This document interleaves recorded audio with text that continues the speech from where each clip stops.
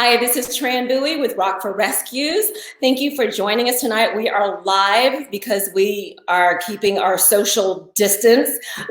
So the big news today is that we are having to postpone the largest fundraiser of the year. We knew this was coming because of the coronavirus crisis. So Laura Jesseph is here. She is our board secretary, and I say miss everything like she does it all. She's been working really hard on this festival. Laura, I was hoping maybe we could have held off until April, but this April 25th date is just not going to happen. No, you're right. We were kind of keeping our fingers crossed, but as things continue to unfold and a lot of the city venues were getting closed, I think it was just a matter of time. And honestly, when you consider safety and all the things we don't know about this virus and what its impacts are from spreading and so on, it really is better to be safe than sorry. As disappointed as we are, we don't want to be that one event that didn't make a good choice. Right. And right now we don't have a date yet, right? You're looking at fall?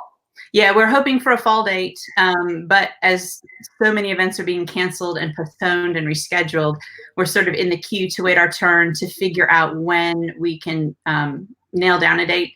And there are events sort of ahead of us in the lineup to figure it out, and rightly so. Also for the city of Woodstock, they have some events that do take a bit of a priority, and part of it is figuring out when we can start scheduling things again. We just aren't sure. So we're being patient, and hopefully we'll have a fall date as soon as we can get one. So I want to kind of back up. And for those of you who don't know what the Rock for Rescues Festival is, what I kind of think of it is combining music and rescue groups, like two things like people can't say no to, and it's just so amazing. So it's a huge festival. Kind of talk to us about how it started, because it's grown into something huge. Yeah, it's been a really fun journey for all of us who've been along with it from the very beginning. And it started as a little idea that our founder, Ray Baker, had to have a benefit concert. And as you say, who doesn't love live music and animals together?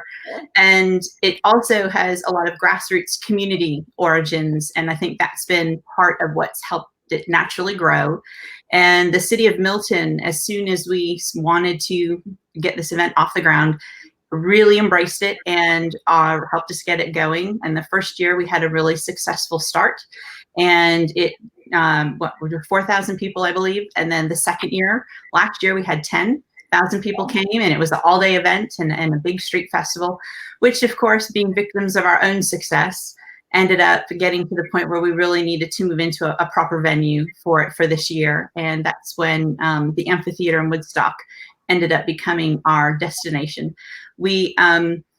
The other part with us for building community, it isn't just the one day. As you said, it's our largest fundraiser, but we do have events all year long over at the Battery, at SunTrust Park, which officially now, of course, is Truist Park.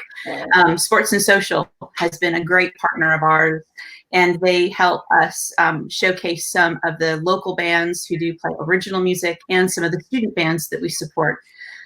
Because our parent foundation, Vox Artium, takes fostering talent very seriously. And one of the things we want to continue to do and never lose sight of is helping the artists who have, dreams of continuing in that arena seriously, and get them opportunities to perform. And of course, animal lovers having the opportunity to continue to interact with them as they go. So we've just continued to grow. The community has spread. I don't think we consider ourselves just a North Atlanta charity, but definitely one for the whole metro area. And as this change has happened, one of the blessings we've really gotten to see is the support from our sponsors, from the nonprofits themselves, and from the musicians, that everyone is like, okay, what do we need to do? Let's make this work, and we'll move forward in this new normal. So let's talk about the lineup, because I'm wearing my shirt. Oh, yay! Everyone, but I love it. So let's talk about who we have on the lineup. So we have, for the nonprofits that we have this year, they've been with us now for 2 years. And Aware Wildlife, one of our favorites. There's so much about native Georgia wildlife we didn't even know about when we first met them. And if you ever have the chance to have a discussion with Scott Lang from Aware, it's always so much fun. They really do take the role of animal hospital. They'll be very specific. Bears are not on the list, Scott, when you watch it. You'll see, I remembered. Okay. But they're struggling because they're going into baby season right now, and they have no volunteers working at their facility today. They have shut down except for staff. But they field calls from all over the state, really, from what to do about this animal, or is this hurt, or what can I bring it to you? And they will rehabilitate and then release animals back into the wild. If something can't be released, they'll help find it a home to be an ambassador. So they do have some ambassadors themselves. Sydney the possum, one of our favorites. I've met Sydney. Cover, but they do a lot of education work. It's very important, and then do have a network of volunteers that help release animals in the wild. So we're a huge fan of Aware, and we'll continue to work with them as long as they'll have us in their environment. The second one, Canine Cellmates. Again, there is so much good to say about them. Taking and partnering dogs and people who are inmates at the Fulton County Jail. There's magic when you put animals and people together, and having the opportunity for those individuals who may not have really seen what training an animal and the trust that comes with that process can do. It's life-changing. And Susan, who is the founder, when you see her talk about her passion for her work and the heart that she puts into both the people and the animals, I'd almost say that her organization is as much about the humans as it is the animals. She's rescuing on both sides, and it's lifelong change for everybody. So, right now for them, they're really also struggling because their program is not getting to go out and do the work that they need to do. So we, our hearts are really going out for them at the moment as well. I'm trying to do this in alphabetical order for kids. Oh, so their big fundraiser would be this weekend. And they did a release that, it could be $150,000 to $200,000 in funds raised over this weekend if they were able to have it, which is a lot of cats and dogs that they can save. And it's kitten season and puppy season. So they're the largest cage-free, no-kill cat shelter in the Southeast. And they also, in the last few years, have gotten into, they absorbed the small dog rescue. So they do both cats and dogs now. Okay. And they're doing a lot of work with community programming. So kids being able to read to the animals. They have a lot of programs where they have individuals who'll come and work in their thrift store operation, and they have partnerships with schools. And you can imagine all of that has shut down.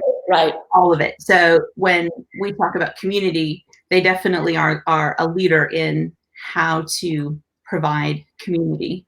And so, I know that, again, challenges, everyone's got them, and it's just in different flavors.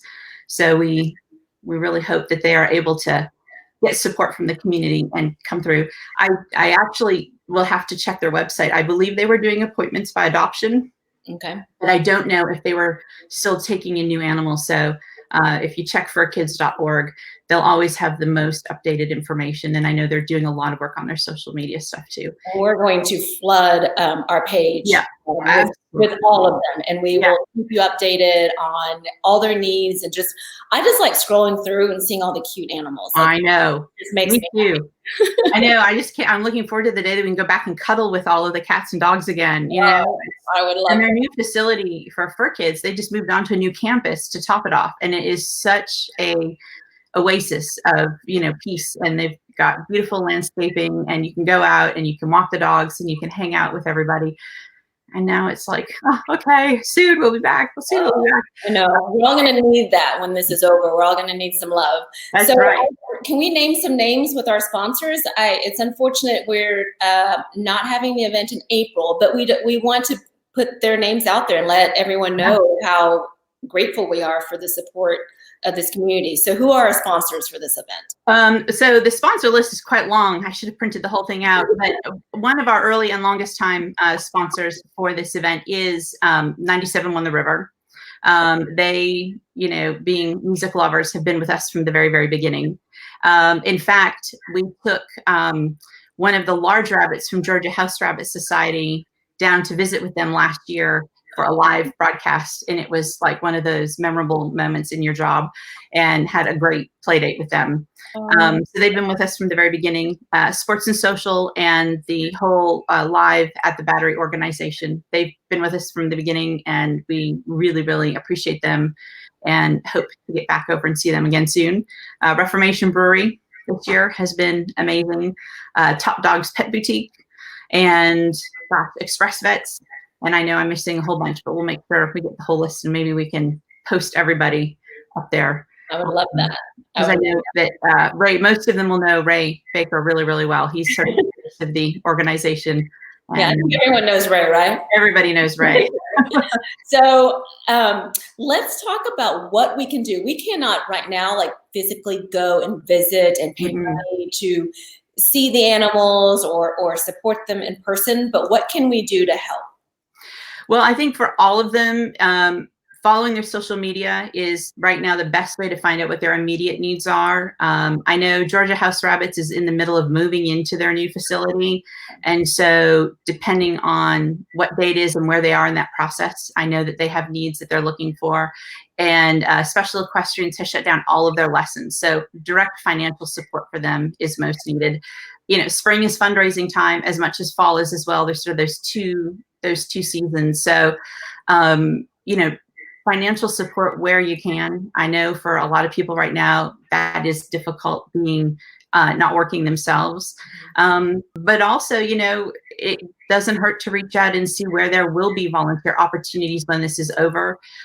Fostering for kids would be a great way to support them right now, because if you're home and not working, what a great time to cuddle an animal. And the Georgia House Rabbit Society may have some fostering opportunities as well. So, reimagine how you might participate. Yeah, I'm just envisioning all these rabbits and dogs and cats in my home.